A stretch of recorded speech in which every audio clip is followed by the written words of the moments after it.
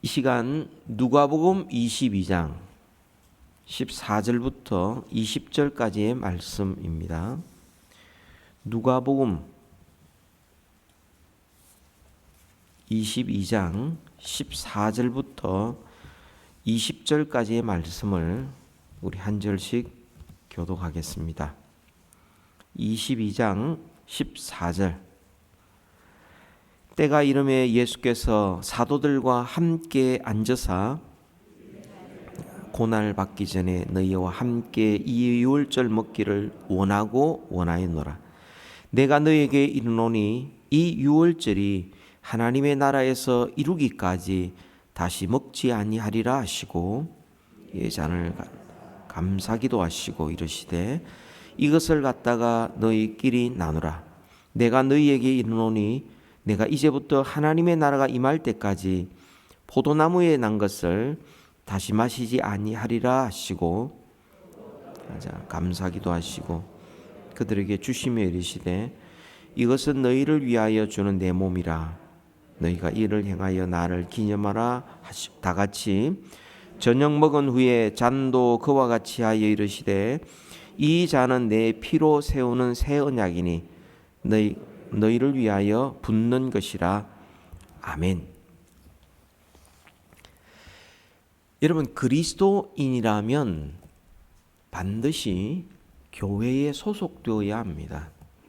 우리가 구원받는 순간 그리스도의 지체가 되고 그리스도와 연합하기 때문에 그리스도의 몸된 교회에 반드시 소속되어야 합니다.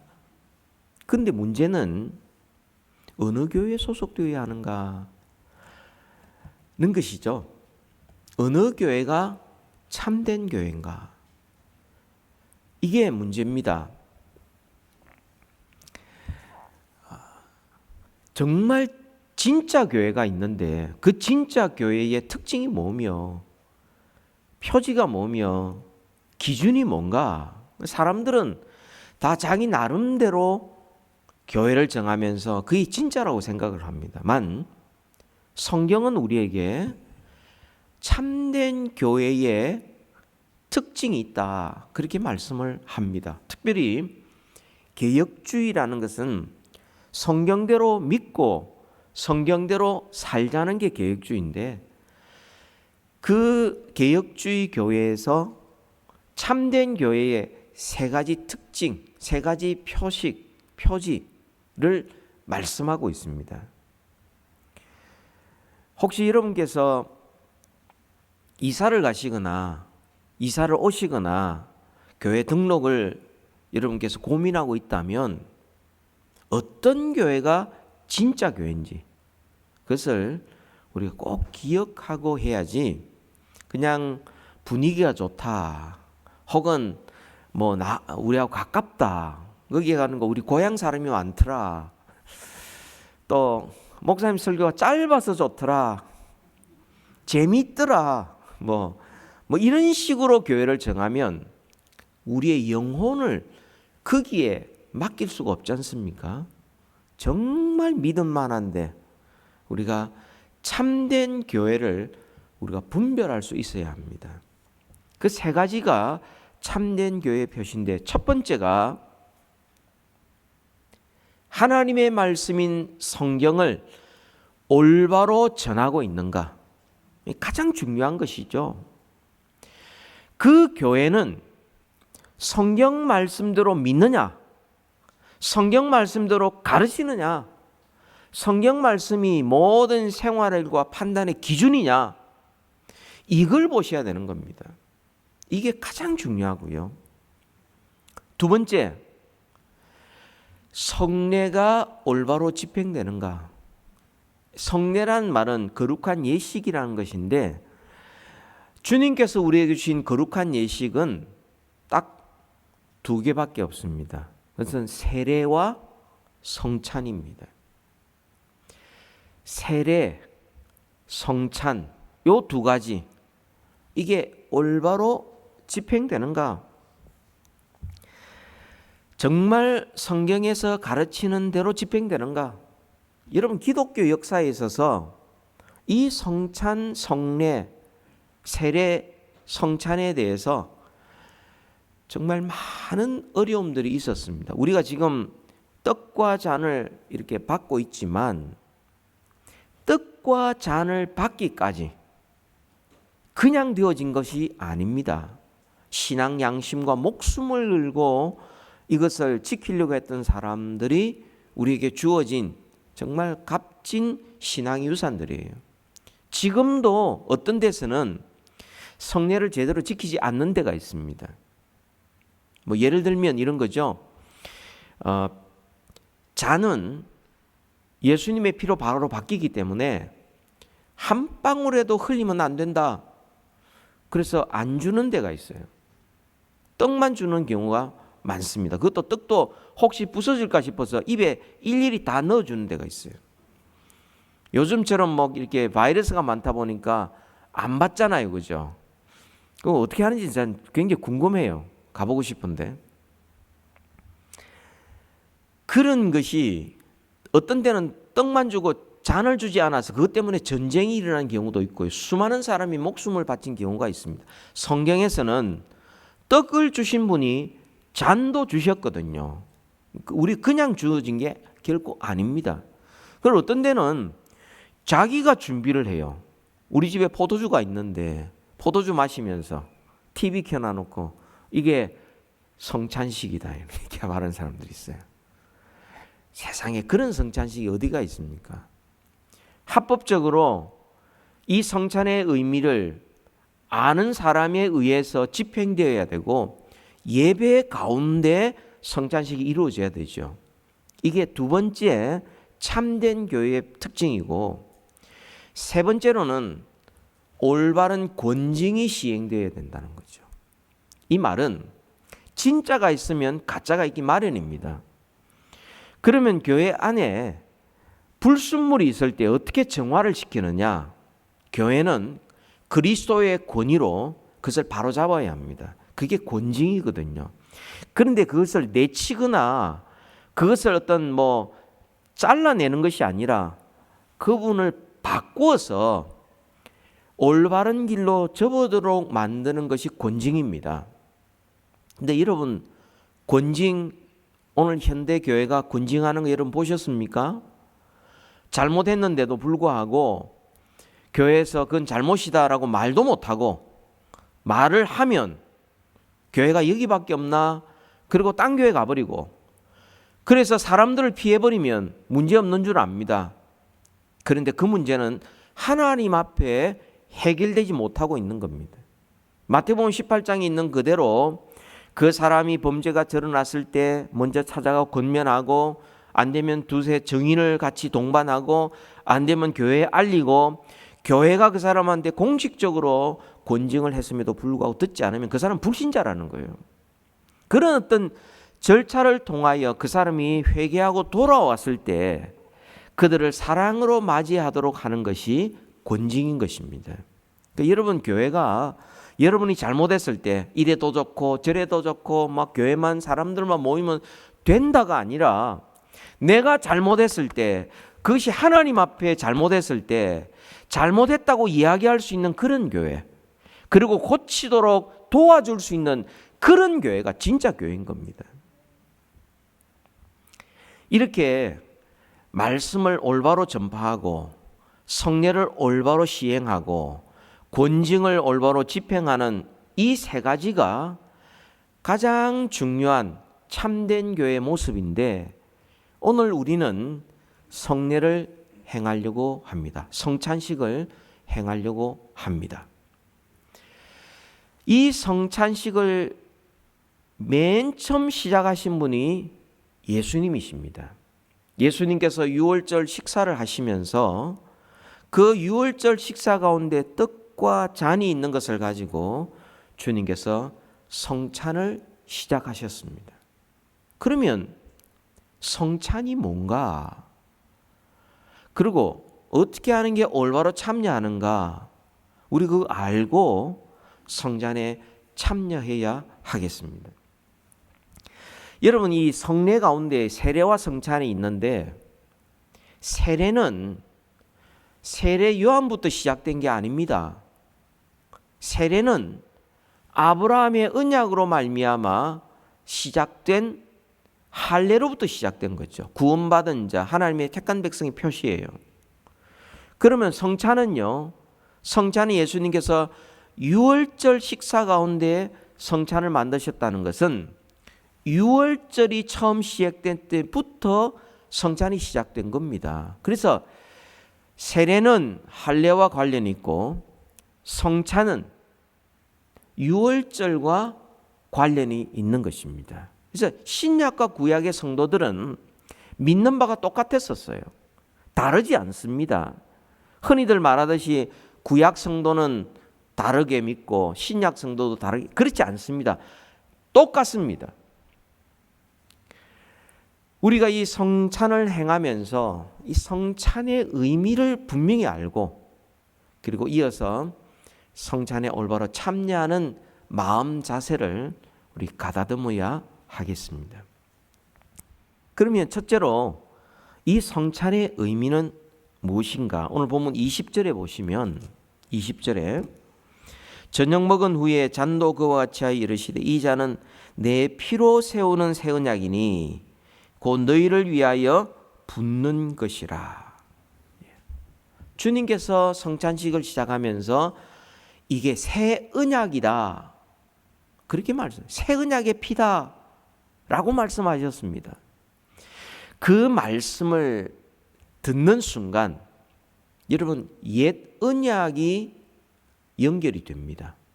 옛 언약, 새 언약, 주님이 말씀하시는데 옛 언약은 뭐냐? 하나님께서 자기 백성을 이집트에서 구원해 내셔서 시내산에서 언약을 맺으신 것, 그게 옛 언약입니다. 하나님께서 그들에게 율법을 주시고 이대로 다 지켜라 그랬을 때 구원받은 자들, 흔히 이스라엘이라고 생각하지만 이스라엘뿐만 아니라 따라 나온 다른 여러 민족들이 있었습니다. 그들도 똑같이 우리가 다 지키겠습니다 라고 했을 때 모세가 제단을 쌓고 소를 잡아 거기에서 번제와 화목제를 드리고, 그리고 그 피를 제단에 뿌리고 그 피를 백성들에게 뿌렸습니다. 그리고 이런 말을 했습니다. 출애굽기 24장 8절의 말씀입니다. 모세가 그 피를 가지고 백성에게 뿌리며 이르되 이는 여호와께서 이 모든 말씀에 대하여 너희와 세우신 언약의 피니라. 옛 언약은 곧 시내산에서 맺은 언약입니다. 주님께서 그 언약 아래서 이것이 새 언약이다 이렇게 말씀하셨습니다. 물론 대조되는 면이 있지만 사실은 공통점이 훨씬 많습니다. 여러분, 이 새 언약을 주님께서 언제 세우셨습니까? 유월절 식사하실 때였습니다. 그러면 우리가 성찬의 의미를 제대로 알려면 유월절 식사가 얼마나 중요한지도 알아야 하는 겁니다. 유월절의 의미를 알아야 성찬의 의미를 올바로 알 수 있는 겁니다. 마치 이와 같습니다. 우리가 예수 그리스도의 십자가 의미를 제대로 알려면 구약시대 때에 성전, 성막의 의미, 절기의 의미, 제사의 의미, 제물의 의미, 제사장의 의미를 알 때에 십자가의 의미를 더 잘 알 수 있지 않습니까? 마찬가지예요. 우리가 유월절의 의미를 잘 알 때에 우리는 이 성찬의 의미를 제대로 알 수 있는 것입니다. 성찬이 뭐냐? 두 가지 의미가 있습니다. 첫 번째로 성찬이 무엇이냐 하면 하나님 백성의 정체성을 보여줍니다. 하나님의 백성이 어떤 백성들이냐, 어떤 사람들이냐, 그 아이덴티티를 분명히 보여줍니다. 여러분, 애굽에서 하나님께서 그들을 구원해 내실 때에 바로가 순순히 내어주지 않았습니다. 그래서 하나님께서 10가지 재앙을 내리셨죠. 마지막 마지막 재앙이 장자의 죽음이었습니다. 그죠? 근데 모든 처음부터 마지막까지 모든 재앙이 사실은 죽음과 생명을 동시에 의미했습니다. 하나님을 믿지 않는 자들에게는 죽음이요, 하나님을 의지하는 자에게는 생명이었습니다. 그게 가장 잘 보여준 것이 장자의 죽음이었습니다.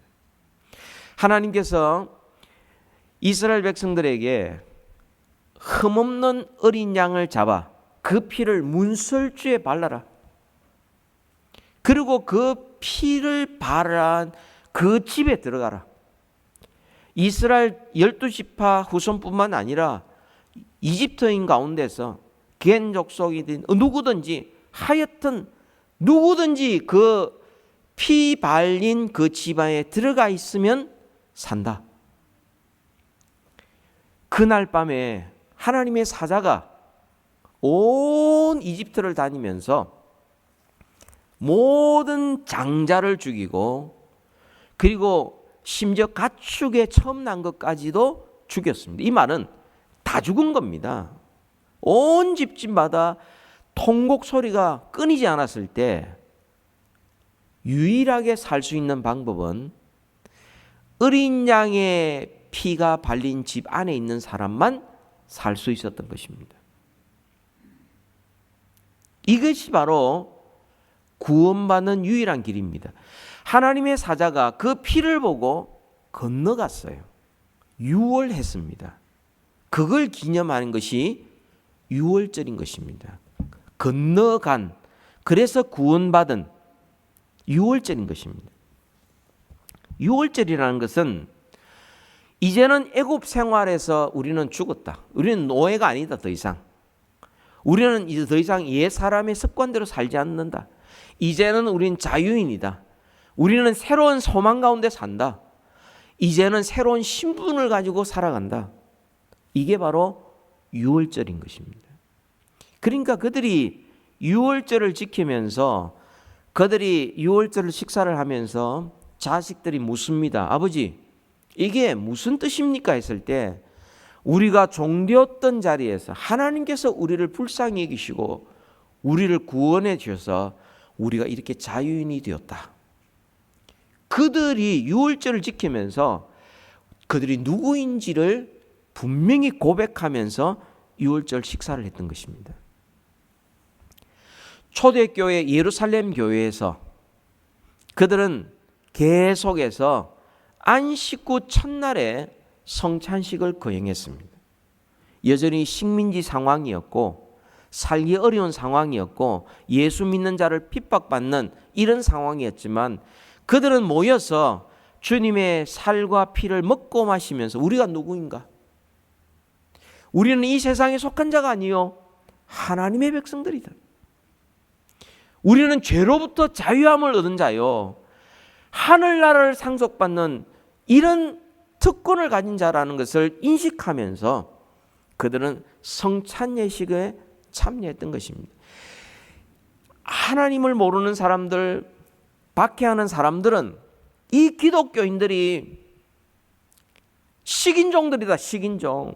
어떻게 사람 살을 먹고 피를 마시니 식인종 다 잡아 죽여야 된다. 이럴 때에 그들은 떡과 잔을 먹으면서 이것이 주님의 살이요, 이게 주님의 피요, 내가 그 주님으로 말미암아 내가 하나님의 백성이 되었고 죄사함을 얻었고 구원받았다는 것을 감격하면서 때로는 다락방에서 때로는 동굴 속에서 성찬 예식을 행하면서 내가 누구인가, 우리가 누구인가, 그것을 고백하면서 그들은 성찬 예식을 행했던 것입니다.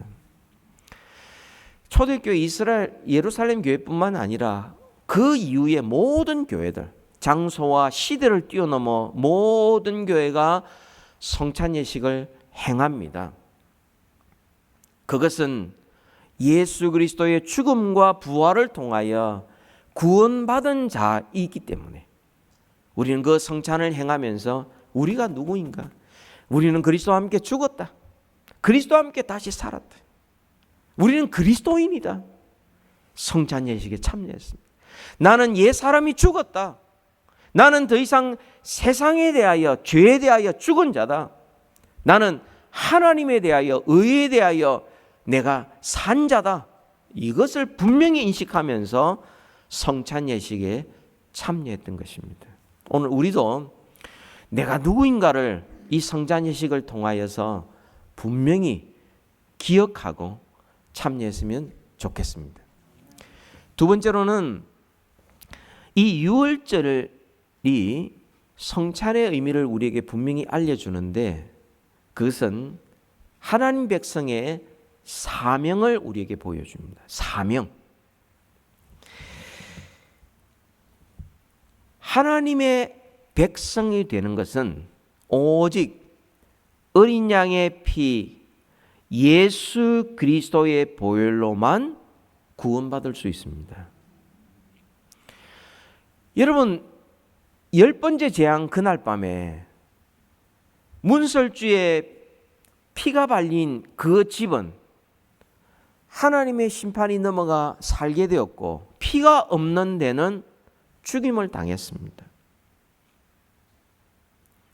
사는 방법은 유일하게 어린 양의 피가 있느냐 없느냐 그것밖에 없었습니다. 그 안에서 그 사람이 얼마나 유능하냐, 어떤 집안이냐, 얼마나 지식이 있느냐, 그가 얼마나 수고했느냐, 얼마나 유능한 사람이냐, 그는 아무 상관이 없었어요. 어린 양의 피로 말미암아 그가 구원받았느냐 받지 않았느냐, 예수 그리스도의 십자가만 의지하느냐 하지 않느냐, 그게 전부였어요. 그러나 이스라엘 백성들, 유대인들은 어린 양이신 예수 그리스도를 믿지도 않았고 그리스도를 증거하지도 않았습니다. 오히려 배척했죠. 그 대신에 그들이 증거한 것은 자기의 의입니다. 자기의. 내가 이만큼 율법을 잘 지키지, 내가 이만큼 수고 많이 하지, 내가 이만큼 지식이 많지, 이게 자랑거리였어요. 멸망당하는 것입니다. 그들은 유월절을 잘 지켜서 구원받은 것 결코 아닙니다. 유월절 어린 양이신 예수 그리스도를 믿어 구원받은 것입니다. 그러니까 우리가 구원받은 것은 이 예수 그리스도를 자랑하고 전하라고 구원받은 겁니다. 당신이 어떻게 구원받았습니까? 나는 예수 그리스도를 믿음으로 구원받았습니다. 세상 사람들이 이해를 못해요. 아니, 당신은 착하게도 살지도 않고 별 것도 아니면서 뭐 어떻게 구원받았다고, 어떻게 하늘나라에 간다고, 어떻게 하나님 자녀라고 그럴 수 있습니까? 했을 때 우리가 전할 수 있는 유일한 것은, 우리는 부족하지만 예수 그리스도를 믿는 믿음으로만 구원 얻을 수 있는, 하나님의 은혜로 구원받았습니다, 이거 전하라고 우리를 구원해 주신 것입니다.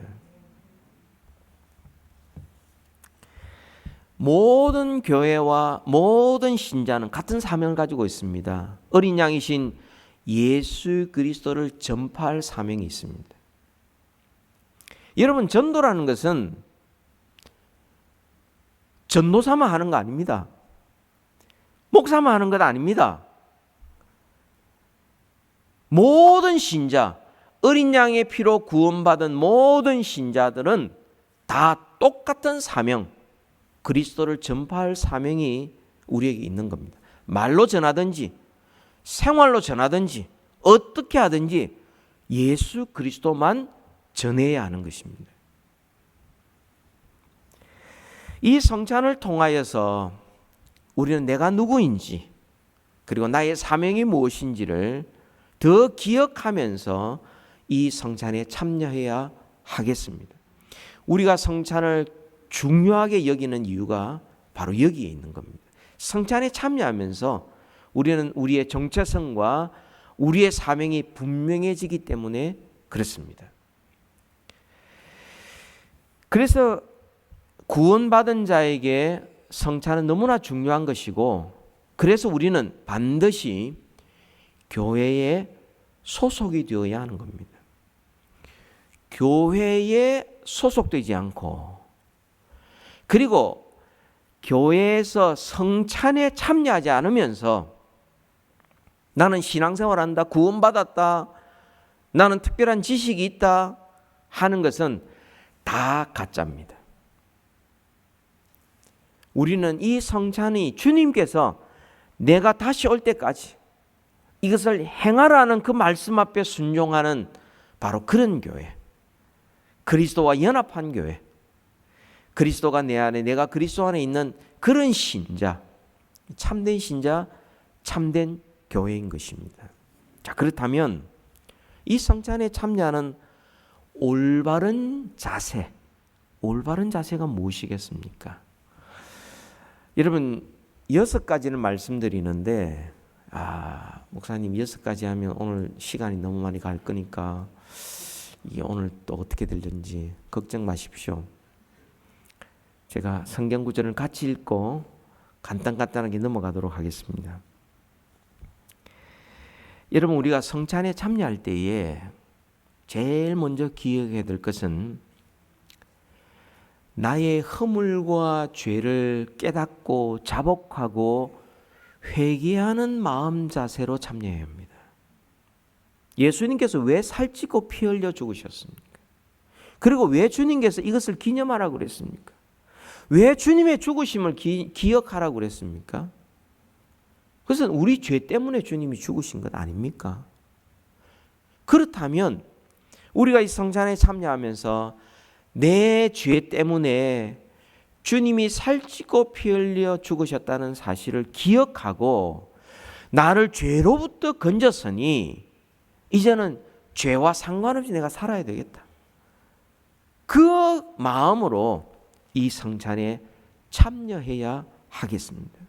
성경 구절을 한번 읽겠습니다. 이사야 53장 5절을 같이 읽읍시다. 시작. 그가 찔림은 우리의 허물 때문이요 그가 상함은 우리의 죄악 때문이라. 그가 징계를 받음으로 우리는 평화를 누리고 그가 채찍에 맞음으로 우리는 나음을 받았도다. 주님이 찢어지고 상하고 징계받고 채찍 맞으신 이유가 뭡니까? 우리 죄 때문에 그런 거예요. 그래서 이 성찬에 참여하면서 주님의 살과 피를 기억하면서 자기의 죄를 돌아보고 그리고 고백하고 회개하는 마음 자세로 성찬에 참여해야 하는 겁니다. 둘째로, 이 성찬은 단순히 내가 내 죄만 기억하고 주님의 살찌고 피 흘린 그 고통만 생각하는 그런 시간이 아닙니다.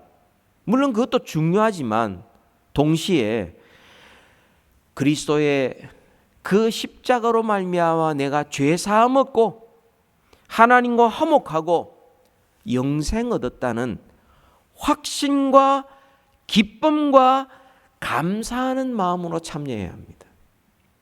이 성찬의 상은 하나님 나라의 잔치상입니다. 잔치상이라는 말은 자격 없는 우리들을 하나님이 함께하는 그 상에 우리를 앉게 해주셔서 함께 먹고 마시도록 그렇게 우리를 대우해 주신다는 그 감사하는 마음, 그 확신, 그 기쁨으로 이 성찬에 참여해야 하겠습니다. 여러분, 그리스도인들은 우리의 죄를 바라볼 때에 가슴이 찢어지고 그리고 우리의 눈에서 눈물이 날 수밖에 없습니다. 그러나 그것으로 끝나는 자가 아니고 우리 그리스도인들은 그럼에도 불구하고 우리를 변함없이 사랑해 주시고 그 보혈의 능력으로 우리를 건지시고 우리를 끝까지 하나님 나라의 백성답게 만들어 가시는 그 은혜와 사랑 앞에 감격하여 눈에는 눈물이 흐르지만 입가에는 미소가 있고 우리 가슴은 찢어지지만 그러나 그 하나님의 사랑으로 가슴 벅차 올라 기쁨을 감출 수 없는 자가 기독교인들입니다. 우리 성경 구절을 한번 봅시다. 마태복음 26장 28절입니다. 같이 읽습니다. 이것은 죄의 사함을 얻게 하려고 많은 사람을 위하여 흘리는 바 나의 피 곧 언약의 피니라. 요한복음 6장 54절도 있습니다. 내 살을 먹고 내 피를 마시는 자는 영생을 가졌고 마지막 날에 내가 그를 다시 살리리니. 주님의 살과 피를 먹는 자는 이미 영생을 가졌고 마지막 날에 반드시 살리리라. 그런 확신, 그런 기쁨, 그런 감사하는 마음으로 성찬에 참여할 수 있기를 바랍니다. 세 번째로는 우리가 성찬에 참여하는 올바른 자세는 나는 육신의 양식만 먹고 사는 자가 아니요 영혼의 양식을 먹고 사는 사람이다라는 마음가짐으로 참여해야 합니다. 우리는 육체를 가졌기 때문에 이렇게 먹고 살아야 합니다. 물을 마시고 살아야 합니다. 근데 그것으로만 사는 사람들이 아닙니다. 우리는 영혼의 양식을 먹어야 사는 사람들입니다. 그것을 우리가 성찬 예식에 참여하면서 우리가 그것을 고백하는 겁니다. 우리가 요한복음 6장 55절 58절까지를 우리 같이 한번 읽읍시다. 시작. 내 살은 참된 양식이요 내 피는 참된 음료로다.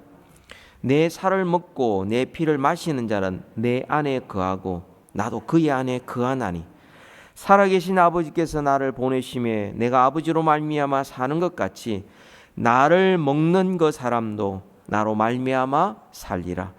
이것은 하늘에서 내려온 떡이니 조상들이 먹고도 죽은 그것과 같이 아니하여 이 떡을 먹는 자는 영원히 살리라. 아멘. 예수님이 나는 생명의 떡이라고 말씀하셨습니다. 예수님을 먹고 마시는 자는 예수님이 내 안에, 내가 예수님 안에 있는 연합을 이룹니다. 그러니까 성찬에 참여하면서 우리가 단순히 포도주를 마시고 단순히 떡을 먹는 이것이 그냥 하나의 행위로 끝나는 것이 아니라 우리의 고백은 주님 그렇습니다. 제가 단순히 밥, 반찬, 빵, 파스타, 고기만 먹고 사는 자가 아니고 저는 영혼의 양식인 예수 그리스도를 먹어야 사는 사람입니다. 이걸 고백하는.